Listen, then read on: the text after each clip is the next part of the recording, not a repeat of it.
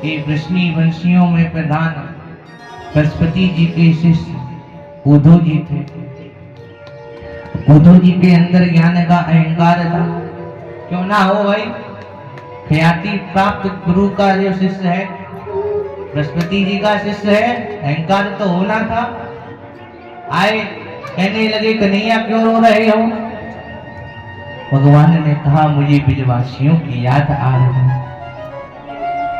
उद्धव जी ने कहा, क्यों इतनी ममता माया में पड़े हुए हो? अरे इतना उनको याद करते हो ना, उतना अगर तुमने ब्रह्म को याद किया होता तो यानी कहां से कहां पहुंच जाते। भगवान उद्धव जी से कहने लगे, देखो प्रेम एक जगह से तो होता नहीं है, प्रेम दो जगहों से होता है। जब वो मुझे याद करती हैं तो मुझे भी रोना आ जाता है, अतः इसलिए नहीं सोच पाती।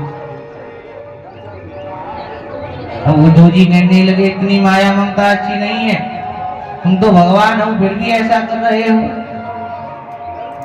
भगवान ने विचार किया, ज्ञानी उद्धव को प्रेमी उद्धव बनाना पड़ेगा, और इनको प्रेमी उद्धव बनाने के लिए उन्हीं के पास भेजना होगा जो कि हमारे प्रेम की भी गुरु हैं। भगवान ने कहा, उद्धव तुम एक काम क्यों ना करो, इतना तुम मुझे समझा रहे हो ना, उतना जाकर उन गोपियों को समझाओ, वो समझ जाएंगे तो फिर मुझे उनकी याद ही नहीं आएगी। क्योंकि प्रेम दोनों तरफ से है, मुझे याद करती है तो मैं भी उनको याद करता हूँ। इसीलिए तुम वृंदावन जाकर समझा दो। बद्धो ऊर्ध्वं व्रजं सौम्य पित्रो नोपिति मावः गोपिनां मदयोगादिं मदसन्ते शिविरमोक्षया। इस श्लोक का अनुवाद श्री सूरदास जी लिखते हैं, केवल एक बार वृंदावन चले जाओ, ब्रजवासियों को समझा, सारी मोह माया अपने आप दूर हो जाए। इस प्रकार के उद्धव जी को संदेश भेजा। अरे उद्धव, तुम जाकर मैया से कहना, मैया मैंने परसों आने की कहा था, लेकिन अभी तक नहीं आ पाया हूँ, क्योंकि मैं यहाँ आकर उलझ गया हूँ और वापस आने का विचार नहीं है। मैं आपको यहाँ पर हर पल याद करता रहता हूँ, लेकिन आ नहीं पाता हूँ। इस प्रकार सबको उपदेश। अब उद्धव जी उनको लेकर चले तो कटीले वस्त्रों ने समझाना, कटीले कांटों ने समझाना था। कहने लगे, अरे उद्धव कहाँ जा रहे हो, प्रेम दीवानी है। ये तो प्रेम की बात है उद्धव, ये तो प्रेम की बात है उद्धव, बंदगी तेरे बस की नहीं है। ये तो प्रेम की बात है उद्धव, बंदगी तेरे बस की नहीं है। ये तो प्रेम की बात है उद्धव, बंदगी तेरे बस की नहीं है। यहाँ दम दम में होती है पूजा, यहाँ दम दम में होती है पूजा, सर झुकाने की फुर्सत नहीं है। ये तो प्रेम की बात है उद्धव, बंदगी तेरे बस की नहीं है।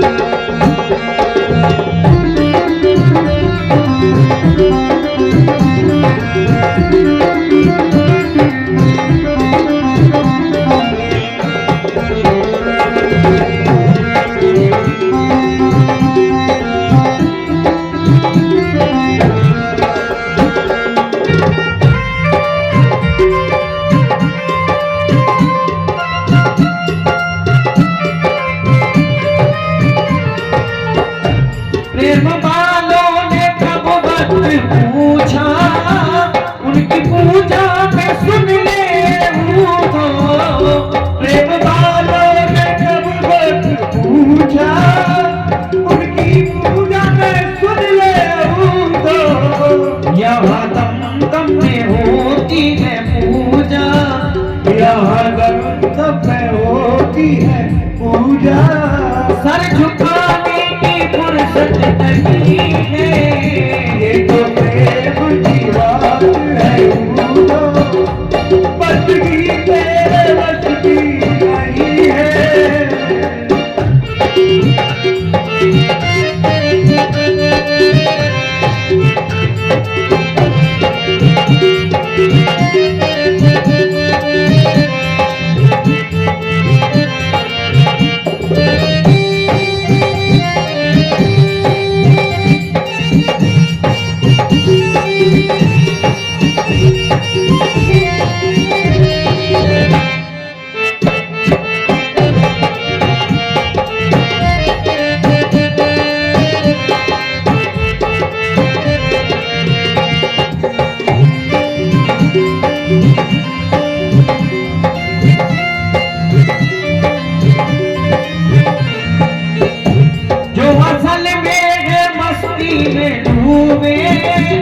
उन्हें क्या परवाह जिंदगी की, जो असल में है मस्ती में डूबे, उन्हें क्या परवाह जिंदगी की।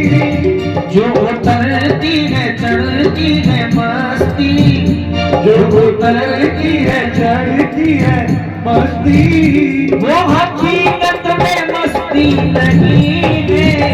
ये तो प्रेम की बात है उदो, बंदगी तेरे बस की नहीं है। ये तो प्रेम की बात है उदो।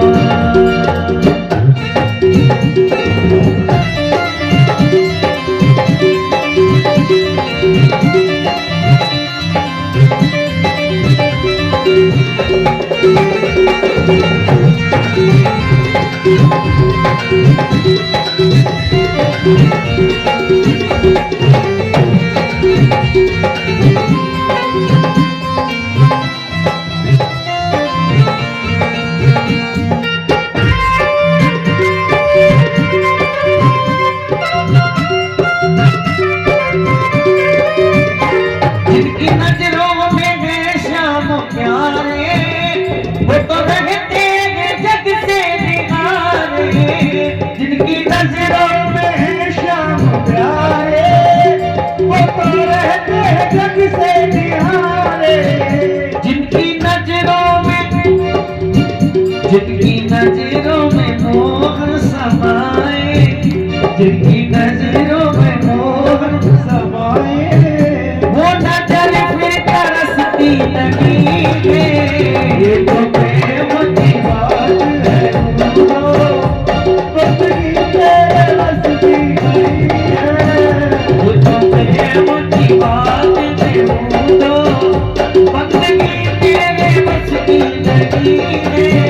ये तो प्रेम की बात है उदो, बंदगी तेरे बस की नहीं है। बोलिए गोविंद भगवान की। वस्त्रों को सुलझाकर उद्धव जी आगे बढ़े तो भगवान की सखा पेड़ पर बैठे हुए देखते रहते थे। आज आए कल आएगा पता नहीं कब तक आ पाए। रोज नजारा देखते, आज उनको लगा कोई पीतांबर पहना हुआ कालो कन्हैया सो आ रहा। सब भागने लगे तब मधुमंगल कहने लगा मैं नहीं जाऊंगा। कह गया था परसों आ जाए, अभी तक नहीं आया, मैं उससे रूठ कहने लगा भैया आज तो आया, पता नहीं जाने कब तक ना आ पाए, कोई भरोसा नहीं। हम तो भैया जा रहे, तू जा मत जा, हम तो अपने कन्हैया को देखने जाएंगे। सब दौड़ पड़े। सुने में देखा तो मधुमंगल सबसे आगे भाग रहा, कहने लगा मेरा कन्हैया आ गया, मेरा कन्हैया आ गया। और जब कन्हैया को नहीं देखा तो रोता हुआ नीचे लेटे। उद्धव जी तो कुछ आगे बढ़े, एक से नंद महल का रास्ता पूछा। वो कहने लगा भैया ये जो आप दूसरी यमुना जी देख रहे हैं, ये नंद महल के लिए, क्योंकि हम लोग मैया को सद्भावना देने जाते हैं और देते देते हम लोग खुद ही रोने लगे। क्या करें, वो तो चला गया, अब आने वाला है। उद्धव जी उस यमुना जी के रास्ते आवाज लगाने लगे, मैया, अरे ओ मैया। इतने में मैया कहने लगी, जरा धीरे बोलो, तुम्हारी कर्कश वाणी से मेरा कन्हैया जल गया। ये लोग इसको सोने नहीं देते, नित्य नए नए ताने लेकर आ जाते हैं। पता नहीं बड़ी मुश्किल से तो सोया है, अब उसे सोने। उद्धव जी विचार में पड़ गए, कहने लगे, कन्हैया तो वहां पर है, अब यहाँ पर कैसे आ गए? में नंद बाबा कहने लगे, जब से कन्हैया गया है ना, जब से यही हालत है, पागल सी हो चुकी है। कभी कहती है आएगा, कभी कहती है सो रहा है, कभी कहती है अभी खेलने गया। नंद बाबा उनको ऊपर लेकर आए, कहने लगे, ये जो मूड देख रहे हो ना, ये नित्य मेरे कन्हैया के लिए नए नए पंख छोड़ कर जा। कहता है आज इस पंख को लगाएगा कन्हैया तो कितना सुंदर लगेगा। अगर आज उसको पता चल जाए ना कि ये कन्हैया कभी नहीं आने वाला, अभी उस समय प्राण छोड़ देगा। इस प्रकार मूड ने उसी समय पर प्राण छोड़ दिया। धीरे धीरे गोपियों कन्हैया जैसा कोई आया है, सभी आई उनको लेकर, कहने लगी आज भी नहीं आया, चलिए। तो उद्धव ने कहा, क्या उसका नाम लेती रहती हो? इतना अगर ब्रह्म का नाम लिया होता तो कहां से कहां पहुंच गई होते। एक गोपी कहने लगी, ये निर्गुण कौन देश को वासी, कौन है, कहां से आया, इसका कोई अता पता है? बोले देखो ना इसका इसके माता पिता है, ना इसका कोई बंधु बांधव। तो बोले ये कैसा कथा है, हमें नहीं पसंद आता।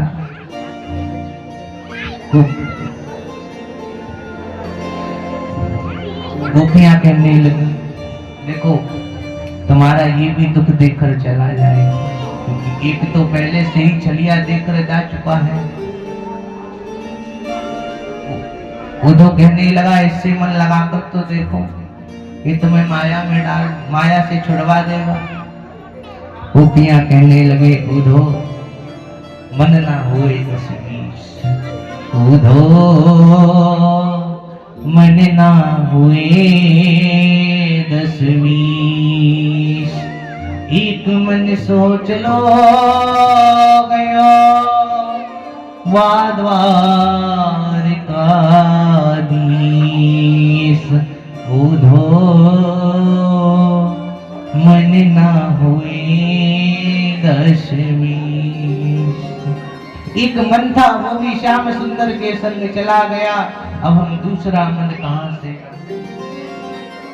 उद्धव कहने लगा, कृष्ण नाम रटने से क्या फायदा? गोपियां कहने लगी, फायदा तो तुम्हारे उस ब्रह्म के नाम से भी नहीं, क्योंकि वो भी धोखा देकर चला गया और ये भी धोखा देकर चला जाएगा। अतः ये हमारी उंगलियों में जो छाले देख रहे हो ना, ये वैसे छाले हम नित्य भगवान को देखते रहती हैं, आज कन्हैया आएगा आएगा, लेकिन जब वो नहीं आता तो हम लोग वापस लौट नहीं पाते। ये छाले पड़े हैं उसी सोच में, क्योंकि जिस परसों के लिए श्याम सुंदर कहकर गए थे ना, वो अब कभी नहीं आते। वो हम सबको रुला कर चले गए हैं। उद्धव जी कहने लगे, जिस कृष्ण ने तुम्हारे साथ छल किया उसका नाम क्यों लेती हो? बोले उस छलिया का नाम लेना कौन चाहता, लेकिन उसके अलावा कोई मन में बसा हुआ ही नहीं है, तो हम किसका नाम लें? गोपियों ने उद्धव जी कहने लगे दूसरा मन बना किसी और को याद कर लो, जरूरी थोड़ी है एक ही इंसान को याद करो। गोपियां कहने लगी उद्धव तुम भई भौरे पातिला के आए डोरे, योग कहाँ राखे यहाँ रोम रोम श्याम है, रोम रोम श्याम है। हमारे हर रूम में तो श्याम बसे हुए हैं, तुम्हारे इस युग को कहाँ रखें। इस प्रकार उद्धव को भी संवाद चल रहा। इतने में उद्धव जी को एक गोपी, विशेष गोपी की आवाज सुनाई।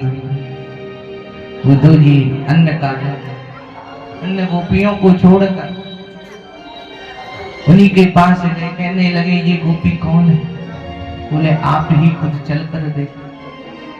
वो गोपी कोई और नहीं थी, श्री राधा रानी थी, क्योंकि भगवान के विलाप में एक भंवरे के माध्यम से उद्धव जी को कह रही थी मधुपति कित बंधो माँ स्प्रांग्री सपन्या, कुछ विलुलित माला कुंकुमरमाश्रुविन्नरा। जय जय। राधा रानी कहती है उद्धव से, उद्धव थोड़ी सी बात बढ़ा दो।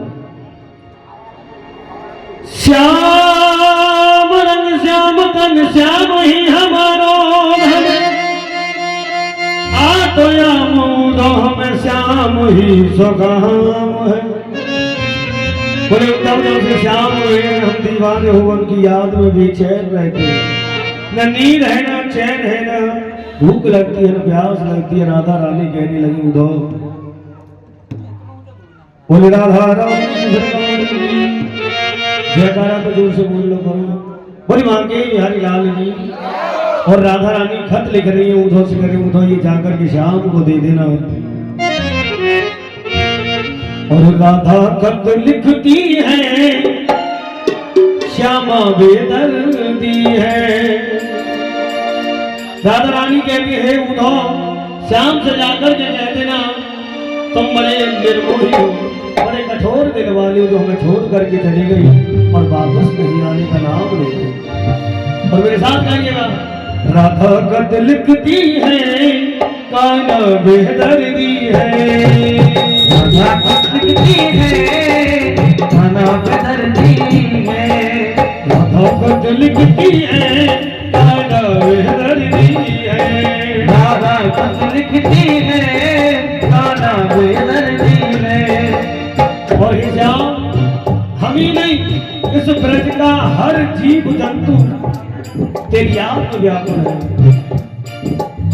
तेरी यादों में मोर गिरोए, पंख ये फैलाए, पंख ये फैलाए। तेरी याद में मोर गिरोए, पंख ये फैलाए, पंख ये फैलाए।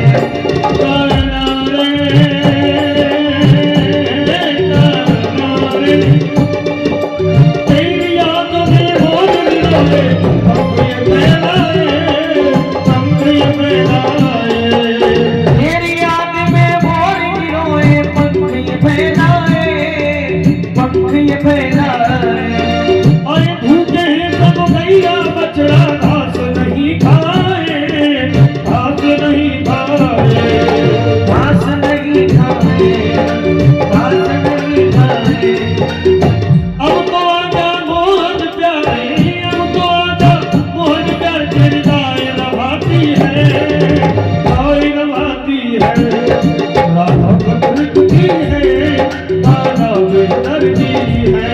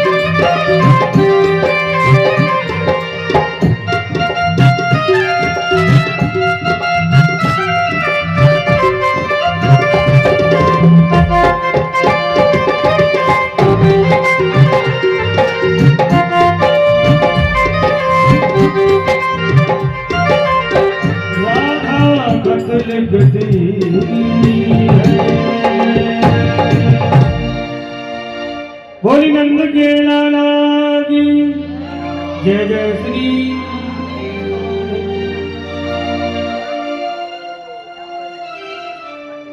राधा जी ने कहा, अरे मन तू यहाँ क्यों आया? जैसे उस कृष्ण को मैं पसंद नहीं, वो त्रिवक्रा कुबड़ी पसंद आ गई, उसी प्रकार तू भी यहाँ चला आया। वो भी 3 जगह से टेढ़ी है और ये भी 3 जगह से टेढ़ा। रानी मिली त्रिविक्रा, राजा मिले त्रिभंग, हल्दी लगी ना फिटकरी, चढ़ गयो चौकोर रंग। जब श्याम सुंदर बंसी बजाते हैं वो भी 3 जगह से टेढ़े हो जाते हैं और वो कुबड़ी भी 3 जगह से टेढ़ी। जैसे उसको हम पसंद नहीं आए, वो कुबड़ी पसंद आ गई, उसी प्रकार तू भी कपटी है। तू यहाँ क्यों आया? तब इस सब को सुनकर कहने लगा, यदि आपके सामने आ जाए तो आप क्या करें? कहने लगी, आओ प्यारे मोहना, नैन में भर लूं तो ना मैं देखूं और को, ना तुम्हें देखने दूं कोई, ना मैं किसी और को देखूं, ना मैं किसी और को तुमको देखने दूं। इस प्रकार 10 लोग यह भ्रमर गीत गाया गया है। गोपियों की इस प्रेम दशा को देखकर उद्धव जी का ज्ञान गुड्डी बन गया। इसी से उस स्थान का नाम ज्ञान गुड्डी पड़ गया। गोपियों ने प्रेम के सामने उद्धव जी हार गए। उधो सुधो है गयो सुन गोपिन के बोल, ज्ञान बजाओ ढूंढमी, प्रेम बजाओ ढोल। उद्धव जी 1 दिन के लिए वृंदावन आए थे, लेकिन आज 6 महीने बीत गए। इच्छा नहीं है कि मैं इनसे दूर चला जाऊं। कहने लगे, प्रभु अगली बार अगर जन्म, मैं तो कहता हूँ इसी बार मुझे वृंदावन में बसा दे, चाहे मुझे मोर बना देना, चाहे बंदर बना देना। ब्रज गोपियों इनके भाग्य को मैं बारंबार प्रणाम करता हूँ। श्री राधे मोहे ब्रज को बनियो मोर नाचो ताता थई थई। अरे ताता थई थई मैं नाचो ताता थई थई। अरे काना मोए ऐसा बनियो मोर नाचो ताता थई थई। काना मोए ऐसा बनियो मोर नाचो ताता थई थई। ताता थई थई मैं नाचो ताता थई थई। ताता थई थई मैं नाचो ताता थई थई। काना मोए ऐसा बनियो मोर नाचो ताता थई थई। काना मोए ऐसा बनियो मोर नाचो ताता थई थई।